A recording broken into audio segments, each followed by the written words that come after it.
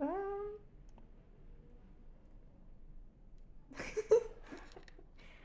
this is very unique. Um, I guess like the perspective it's put in, like the scale of something so small presented by something so big, kind of can be a metaphor of like the significance of. I think it's a piece of parchment. Yeah, of the piece of parchment itself, without like any context at all. It does obviously at first feel a bit like underwhelming, but and then you once you sort of take a moment to realize it, kind of think, oh wait, this might be like an original, like an actual piece of paper that was used like centuries ago, and then that makes it kind of understandable as to why it's presented in this way.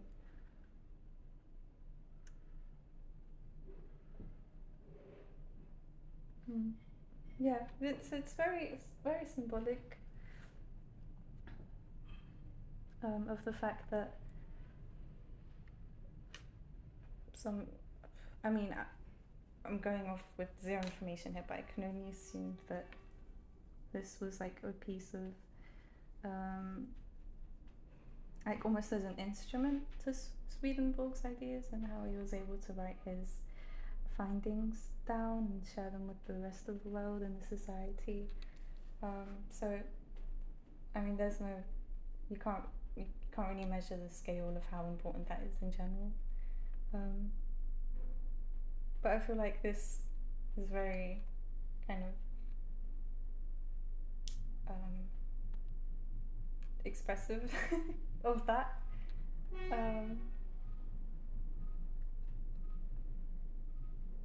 Yeah, just because it's just so like there's a lot of space around it, so it really does draw you in and kind of make you wonder and think about it and why it's sort of placed right in the middle.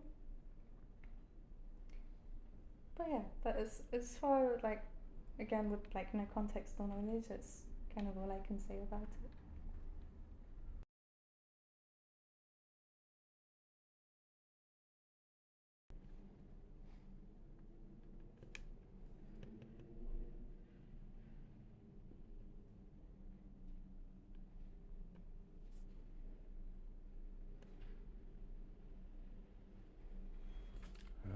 So I'm more drawn to this. This reminds me of my uncle. First football match I ever went to, where he took me to White Hart Lane and I saw my team, Crystal Palace, beat his team 1-0. It also reminds me of James, who works here. This reminds me of my nan's garden, where you'd find all kinds of shattered objects hidden amongst stinging nettles.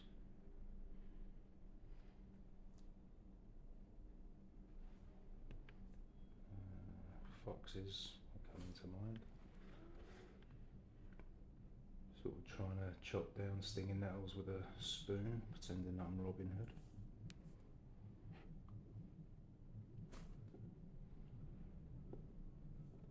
It's an odd thing to be kept in this.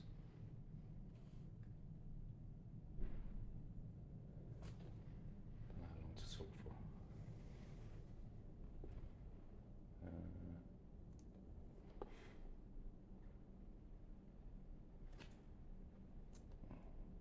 So I'm guessing this is some sort of tile. Can't imagine what it would look like in its full piece.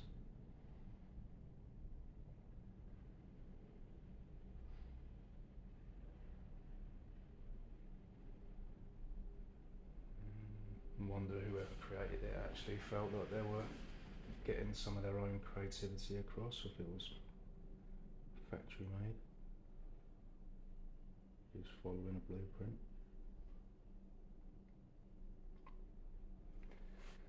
Yeah.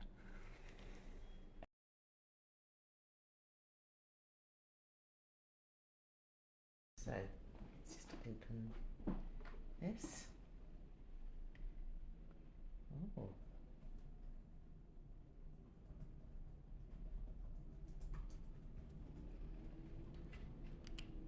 Gosh, this is beautiful. I'm really sort of quite nervous to handle it.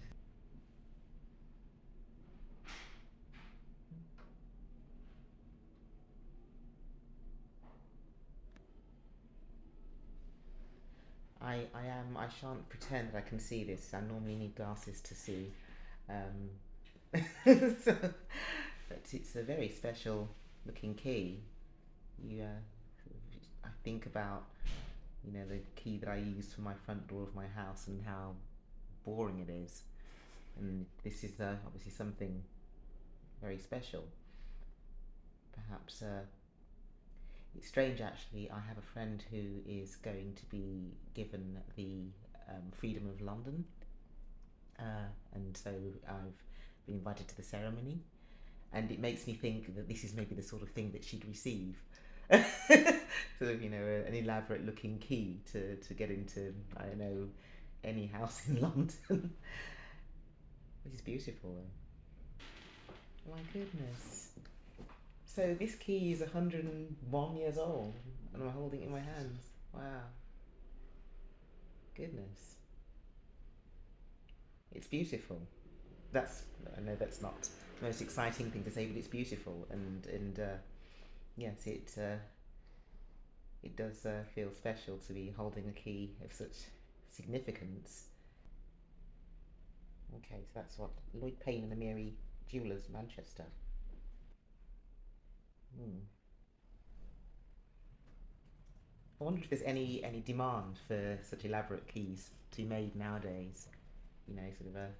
I'm genuinely sort of wondering now whether you can actually have that done. And the box it's in as well. That really is beautiful.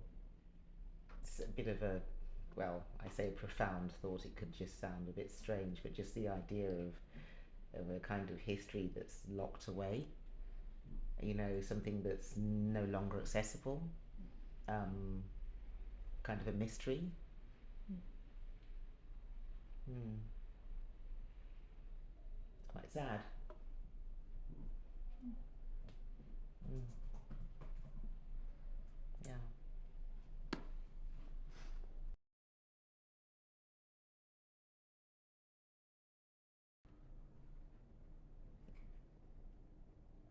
I feel I'm reminded of the key again, wherein like an ordinary object standing to something so special because it's commemorative,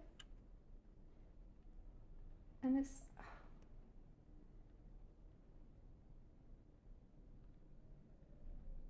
really just so amazing, like how this, like it's not just something that's celebrated, like with a diploma for example, it's just something that's like your work is being acknowledged, but it just lies and exists on a piece of paper. But whereas this is like the object is part of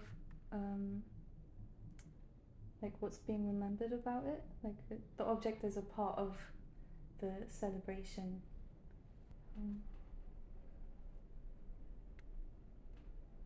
It's really just beautiful.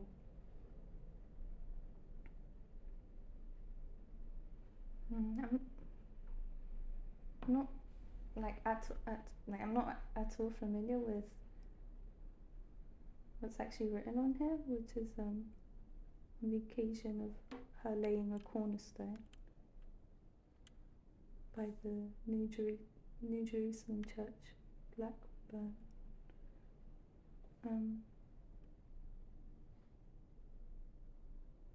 But I guess that just holds an entire like sort of metaphorical. It's not just laying a cornerstone, but it's like laying one of the many like pieces of like setting the foundation for something that's like going to be really influential for the generations to follow. And this was in 1896, April 18th. And Yeah, it's easy to think about the past as just something that's happened a couple hundred years ago, but like this, I'm always fascinated when I see just objects held in museums, because it just reminds you that the past was there, it was actually lived by people, and this is from it. So kind of, I feel like objects just brings us, just promotes this sense of community, and that we have all existed, where like the present becomes a part of the past, because it still lives on. Like this is evidence of the fact that like it all happened. Yeah.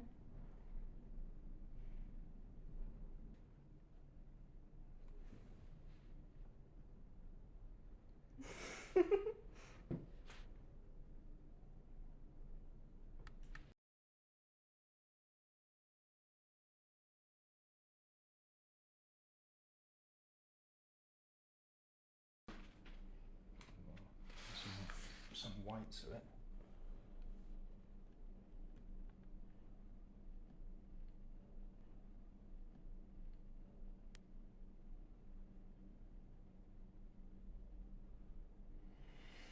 So there's another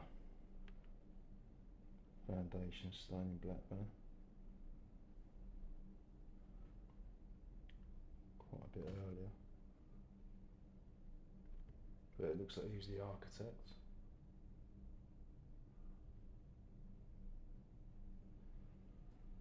I don't really know what you'd do with that.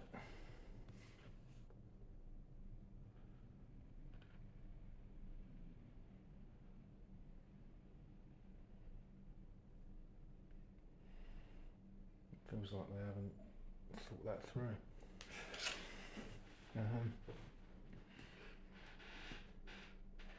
Yeah, especially if you get into an architect, I thought you'd probably have some ideas on how to improve this. Oh no, it's probably a stamp, isn't it? If you want to show off.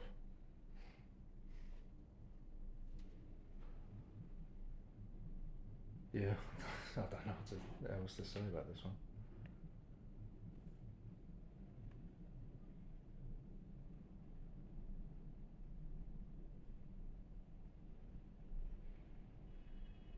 I'm guessing that is just that, put the wax in, stamp the envelope.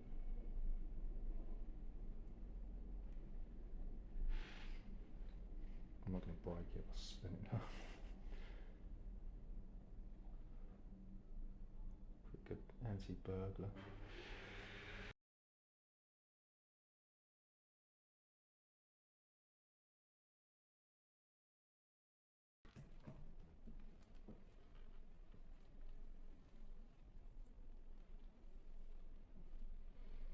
Okay, a ring.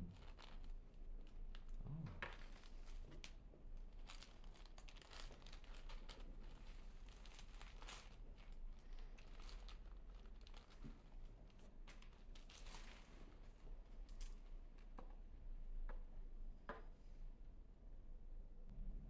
Quite a small size of ring. Is it some kind of signet ring? Is it meant for your pinky? Is it a man's ring or a woman's ring? I don't know. It's very sort of elaborate and sort of, dare I say, sort of filigree. It is strange holding someone's ring, because someone's finger was once in it.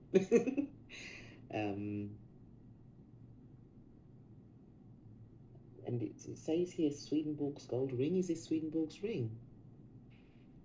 Wow. It's kind of a little bit creepy. Sorry. And obviously I know about the Swedenborg's hair.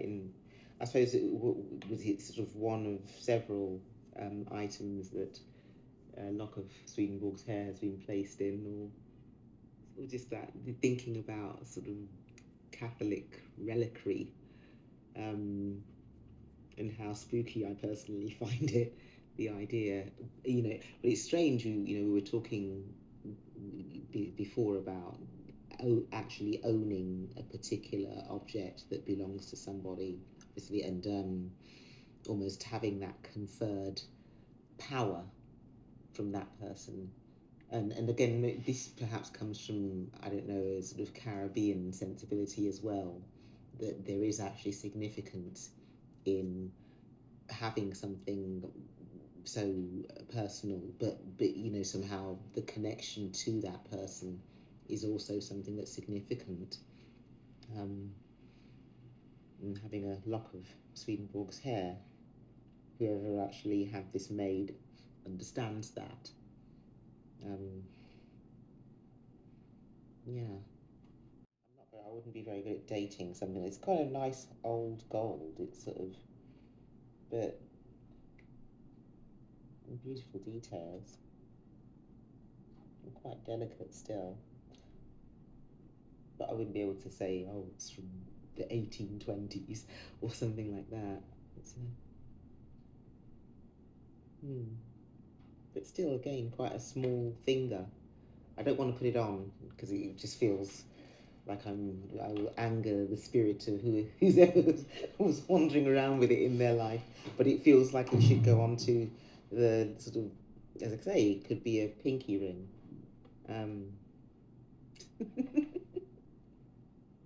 Yeah.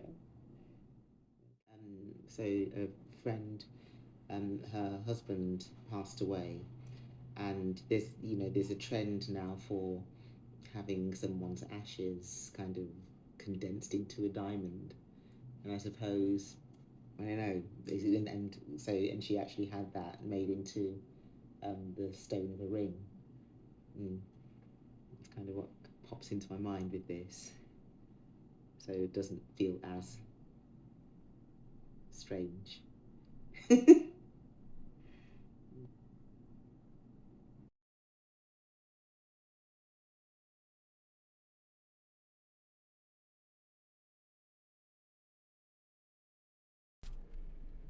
Oh.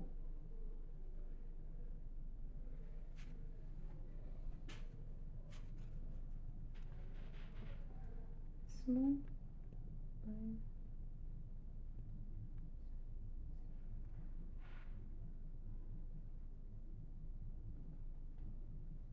I can't really read the handwriting, but of Swedenborg's ear? Oh! Oh my, I feel like I shouldn't even be exposing this to the air because it's so. Oh! This is really. Sorry, I've just been a bit taken aback. It's just. Wow! How did it even get. I've just got so many questions.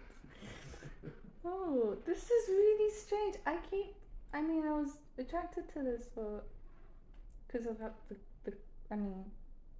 the color. I love green in general. But again, like it reminded me of something else we kept around in the house, which was again a little box like this. And because I was the biggest, and I had like all my teeth, my baby teeth came out very frequently, and my sister's a dental nurse, so she wanted to keep all my baby teeth in like this similar shaped locket.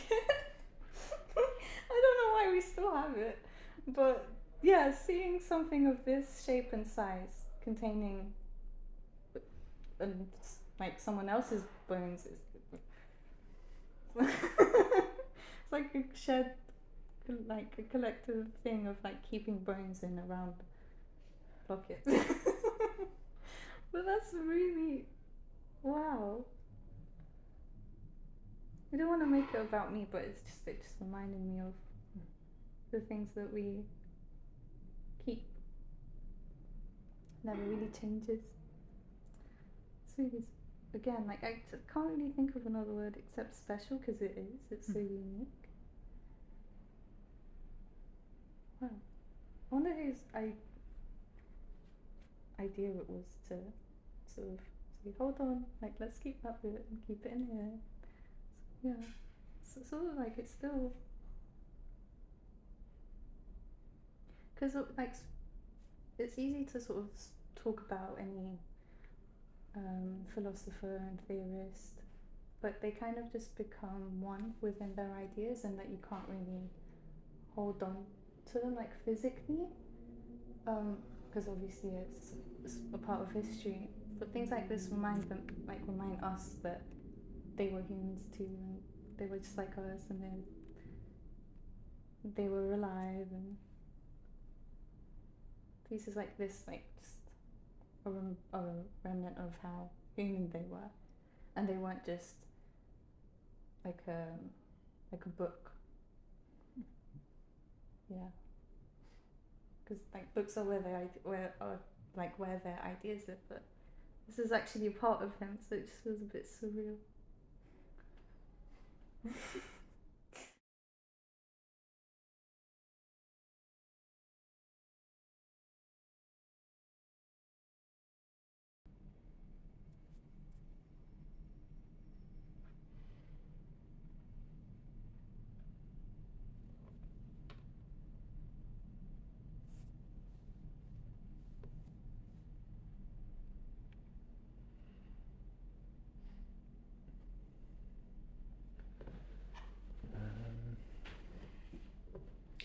I think I was shown this on my first day here, so it takes me back to that.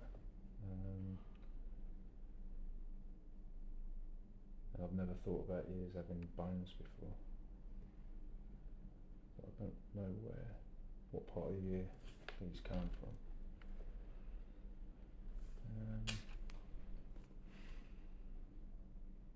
Makes me wonder if it's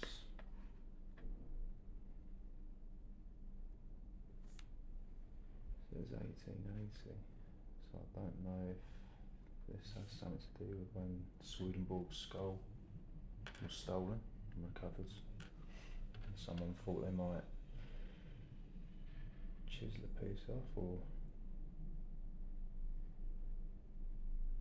it was actually around his death maybe, because it looks like the date is before he gets moved to Sweden. It just makes me wonder who, out of everything, who took these and why. And they clearly meant a lot to whoever took them, because they've been looked after.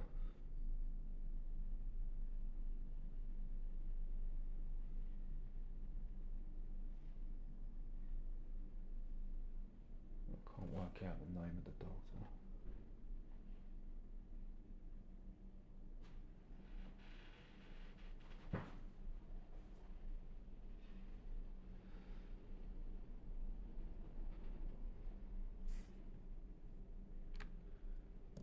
Yeah.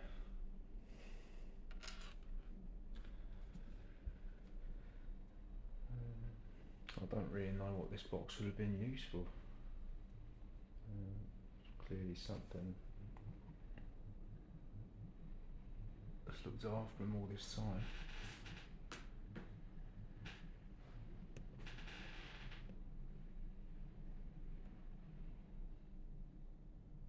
I assume it was a snuff box, but it's got felt in it.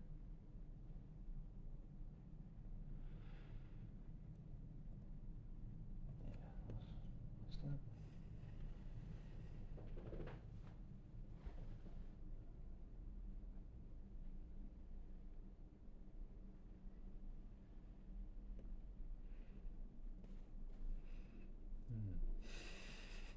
I think this one's just filled with. This one's got more wonder to it than all the others. It's definitely something that makes my imagination spin out to try and understand it more about the person who acquired them.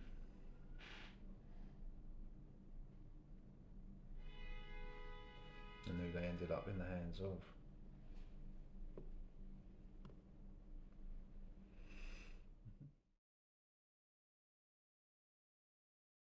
Very careful with his fastening, and once again regretting leaving my glasses upstairs.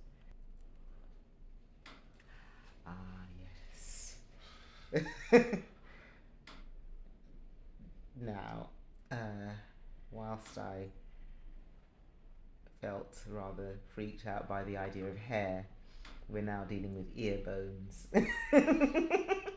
which is just bizarre. I mean, I've seen this before in our archive. We've had it on display in exhibitions, and wow, yeah.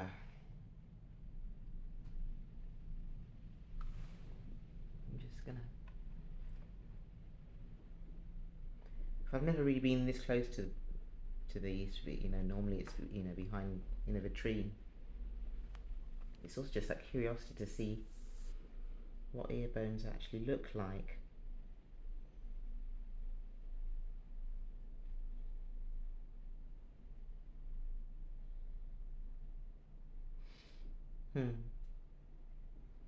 I'm remembering actually, it's a science class actually in primary school where we had, and we actually have one here as well, where we had the obviously huge blown up version of the inner ear and the different parts of the ear that I remember, like the cochlea and the hammer. I'm trying to think of that. There's a particular word for it, probably in Latin. This sort of cilia, the sort of small hairs that sort of help with vibration and sound, and just thinking of how that corresponds to these tiny ear bones. I'm kind of wondering, this sounds so naff, but I'm going to say it anyway. Just wondering, sort of, that Swedenborg actually, what he heard, his, environment, sort of thinking right now, we're here in the basement and we're listening to the sounds of traffic going by and that ambient noise, and just thinking that these were the very same instruments that he used to kind of sort of, I guess, audibly observe his world. But yeah, I told you it was naff, didn't I? But it's profound to me. It does stir me, that idea.